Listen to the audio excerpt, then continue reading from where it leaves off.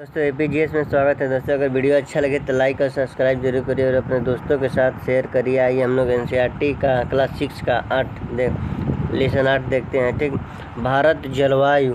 ठीक, भारत जलवायु वनस्पति तथा अन्य प्राणियों के बारे में हम लोग देखते हैं कि क्या होता है। ठीक, कहा गया है कि आप मौसम के बारे में प्रतिदिन समाचार पत्रों में पढ़ते हैं कि तथा टेलीविज़नों पर देखते हैं अथवा दूसरों को इस संबंध में बातें करते हुए सुनते भी हैं। आप जानते हैं कि मौसम वायुमंडल में दिन प्रतिदिन होने वाला परिवर्तन है। इसमें तापमान, वर्षा तथा सूर्य का विकिरण इत्यादि शामिल हैं। उदाहरण के लिए मौसम कभी गर्मी या कभी ठंड होता है।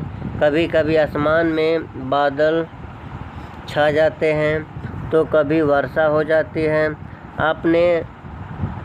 आपने ध्यान दिया होगा कि जब बहुत दिनों तक मौसम गर्म रहता है तब आपको ऊनी वस्त्रों की आवश्यकता नहीं पड़ती है। आप खाने पीने में ठंडे पदार्थों को पसंद करते हैं। इसके विपरीत ऐसे भी दिन होते हैं जब आपको ऊनी वस्त्रों के बिना ठंड लगती है। ठंडी और तेज़ हवाएं चलती हैं। इन दिनों में आप गर्म चीज़ें खाना पसंद करते हैं। सामान्यतः भारत में प्रमुख मौसम होते हैं दिसंबर से फरवरी तक ठंड मौसम सर्दी का, मार्च से मई तक गर्म मौसम गर्मी का, जून से सितंबर तक दक्षिण पश्चिम मानसून का मौसम वर्षा का। शीत ऋतु के बारे में आइए हम लोग देखते हैं। ठीक, ठंडे मौसम में सूर्य की सीधे किरणें नहीं पड़ती हैं, जिसके परिणाम स्वरूप उत्तर भारत का तापमान कम हो जाता है। ये ग्रीष्म ऋतु के बारे में हम लोग देखते हैं। ठीक, गर्मी के मौसम में सूर्य की किरणें अधिकतर सीधी पड़ती हैं। तापमान बहुत अधिक हो जाता है। दिन के समय गर्म एवं शुष्क पवन बहती है जिसे लू कहते हैं। आइए हम लोग खेल के बारे में हम लोग समझते हैं। हमारे देश के सभी लोग अपने क्षेत्रों में पाए जाने वाले फलों के ठंडे पेय, जिसे शरबत कहा जाता है, का सेवन करते हैं। ये पेय पदार्थ प्यास को बुझाने के सबसे अच्छे साधन हैं तथा लू के दुष्प्रभावों से हमारे शरीर की रक्षा करता है। क्या आपने कभी आम, बेल, नींबू, इमली, तरबूज तथा दही का शरबत जैसे छाछ, मट्ठा, मोरी इत्यादि पिए हैं? बहुत से लोग केला तथा आम के मिल के भी बनाते हैं। गर्मी के बाद पहली वर्षा हमें आनंद प्रदान करती है। हमारी सभी भाषाओं में वर्षा पर गीत हैं। ये सुनने में अच्छे लगते हैं तथा हमें आनंदित करते हैं। वर्षा के 2 गानों को याद करते हैं तथा एक साथ मिलकर गाएं। ठीक, वर्षा पर 5 कविताओं को इकट्ठा करें या लिखें विभिन्न भाषाओं में। ठीक, वर्षा का नाम जानिए। अपने मित्र, पड़ोसी तथा परिवार के सदस्यों से प्राप्त करें। उदाहरण के लिए, ठीक, आइए हम लोग दक्षिणी पश्चिमी मानसून या वर्षा का मौसम के बारे में हम लोग देखते हैं। ठीक, यह मानसून के आने तथा आगे बढ़ने का मौसम है। इस समय पवन बंगाल की खाड़ी तथा अरब सागर से स्थल की ओर बहती है। वे अपने साथ नमी भी लाती हैं। जब ये पवन पड़ोसियों से टकराती हैं तब वर्षा होती है। मानसून के लौटने का मौसम या शरद ऋतु। ठीक, इस समय पवन स्थल भागों से लौटकर बंगाल की खाड़ी की ओर बहती है। ठीक, यह मानसून के लौटने का मौसम होता है। यह भारत के दक्षिणी भागों विशेषकर तमिलनाडु तक आंध्र प्रदेश में यह मौसम में वर्षा होती है। किसी स्थान पर अनेक वर्षों में काफ़ी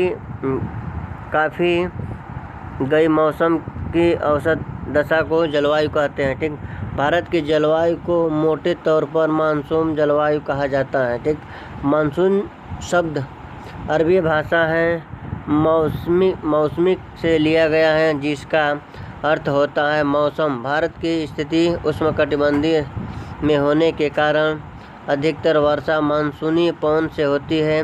भारत में कृषि वर्षा पर निर्भर है। ठीक, अच्छे मानसून का मतलब होता है पर्याप्त वर्षा तथा प्रचुर मात्रा में फसलों का उत्पादन। ठीक, आइए हम लोग और देखते हैं। ठीक, किसी स्थान की जलवायु उसकी स्थिति, ऊंचाई, समुद्र से दूरी, ठीक, तथा उच्चवाद पर निर्भर करता है। इसीलिए हमें भारतीय जलवायु काहे खोलते हैं जलिया बंद कर दे और पूरा को बंद करें, ठीक से बंद करें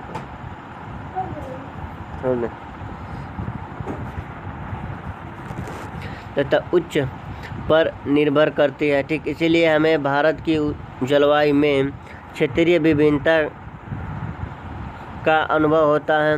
राजस्थान के मारुस्थल में स्थित जैसलमेर तथा बीकानेर बहुत गर्म स्थान है, जबकि जम्मू तथा कश्मीर, ठीक, के मद्रास एवं कारगिल में बर्फीली ठंड पड़ती है। तटीय क्षेत्र जैसे मुंबई तथा कोलकाता की जलवायु मध्यम है। वे न ही अधिक गर्म है और न ही अधिक ठंडे।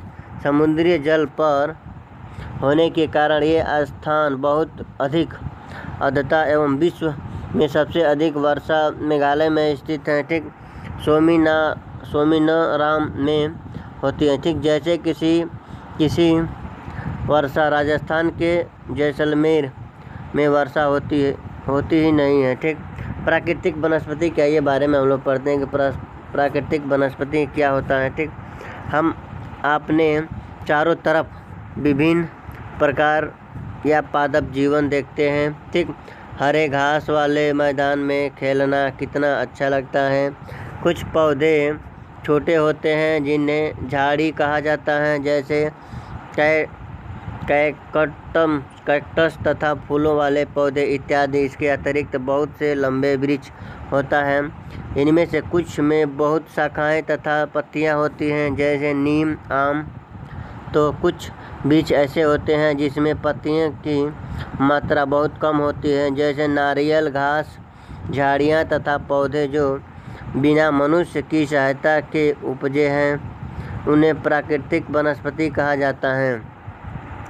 क्या आप कभी यह नहीं सोचते कि ये एक दूसरे से किस प्रकार भिन्न हैं? अलग अलग जलवायु में अलग अलग प्रकार की वनस्पतियाँ पाई जाती हैं। इनमें वर्षा की मात्रा सबसे महत्वपूर्ण होता है। जलवायु की विभिन्नता के कारण भारत में अलग अलग तरह की वनस्पतियाँ पाई जाती हैं। हमें वनों की आवश्यकता क्यों है? वन हमारे लिए बहुत ही लाभदायक हैं। ये विभिन्न कार्य करते हैं। पेड़ पौधे ऑक्सीजन छोड़ते हैं, जिसे हम सांस के रूप में लेते हैं, तथा कार्बन डाइऑक्साइड, ठीक, हम लोग देखते हैं। ठीक, आइए हमें वनों की आवश्यकता क्यों होती है? आइए हम लोग देखते हैं कि वनों की आवश्यकता हमें क्यों होती है। ठीक,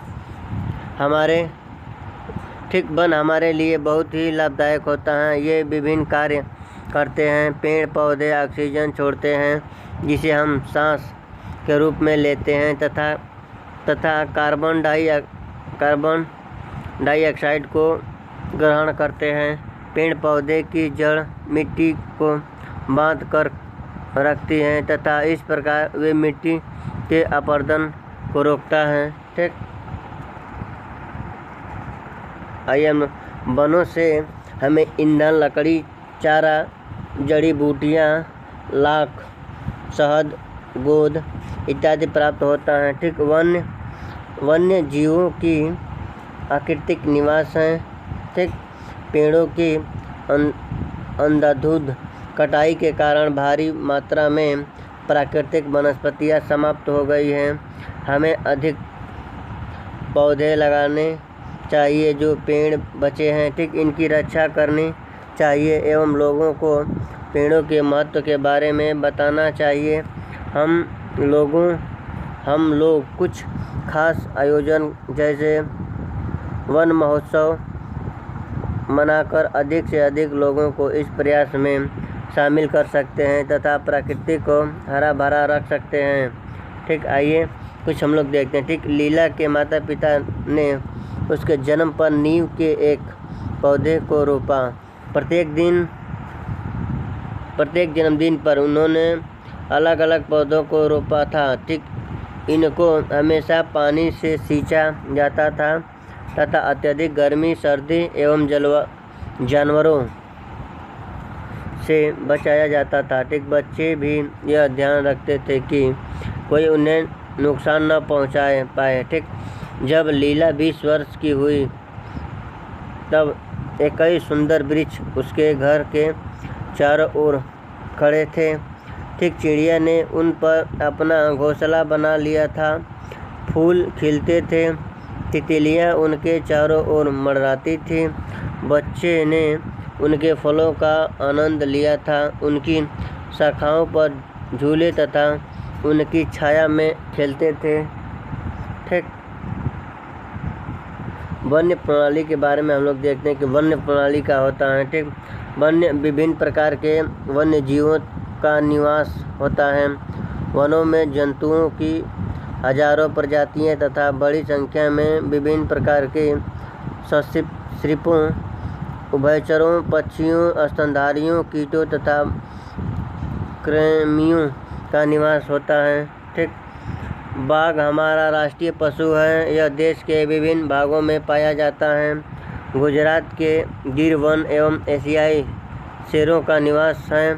हाथी तथा एक सींग वाले गैंडे आसमान के जंगलों में घूमते हैं। हाथी केरल एवं कर्नाटक में भी मिलते हैं। ऊँट भारत के रेगिस्तान तथा जंगली गधा कच्छ के रण में पाए जाते हैं। जंगली बकरी, हिम तेंदुआ, भालू इत्यादि हिमालय के क्षेत्र में पाए जाते हैं। इनके अतिरिक्त बहुत से दूसरे जानवर जैसे बंदर, सियार, भेड़िया, नीलगाय, चीतल इत्यादि भी हमारे देश में पाए जाते हैं। ठीक, भारत में पक्षियों की भी ऐसी ही प्रचुरता है। मोर हमारा राष्ट्रीय पक्षी है। भारत में पक्षी तोता, मैना, कबूतर, बुलबुल तथा बत्तख इत्यादि हैं। अन्य बहुत सारे राष्ट्रीय पक्षी उद्यान हैं जो पक्षियों को उनका प्राकृतिक निवास प्रदान करते हैं। खाद्यान्न शिकारियों से पक्षियों की रक्षा करता है। ठीक, क्या आप अपने क्षेत्र में पाए जाने वाले 5 पक्षियों के नाम बता सकते हैं? भारत में सांपों की सैकड़ों प्रजाति पाई जाती हैं। इनमें कोबरा एवं तैरात प्रमुख हैं। वनों के काटने तथा जानवरों के शिकार के कारण भारत में पाए जाने वाले वन्य जीवों की प्रजाति तेजी से घट रही है। बहुत सी प्रजाति तो समाप्त भी हो चुकी हैं। इनको बचाने के लिए बहुत से नेशनल पार्क, पशु विहार तथा जीवमंडल आरक्षित क्षेत्र स्थापित किए गए हैं। सरकार ने हथियारों तथा बाघों को बचाने के लिए बाघ परियोजना एवं हस्त परियोजना जैसे परियोजनाओं को शुरू किया है। क्या आप भारत के कुछ पशु विहारों के नाम तथा मानचित्र पर उनकी स्थिति बता सकते हैं? ठीक, आप वन्य जीवों के संरक्षण में भी अपना हाथ बटा सकते हैं। आप जानवरों के शरीर के विभिन्न भागों जैसे हड्डी, सींग तथा पंख से बने पदार्थ को खरीदने से इनकार कर सकते हैं। प्रत्येक वर्ष हम लोग कबूतर को पहले सप्ताह को वन्य जीव सप्ताह के रूप में मानते हैं, ताकि वन्य जीवों के निवास का संरक्षित रखने के लिए जागरूकता लाए जा सकते हैं। ठीक दोस्तों, अगर वीडियो अच्छा लगे तो लाइक और सब्सक्राइब जरूर करिए और अपने दोस्तों के साथ शेयर करिए।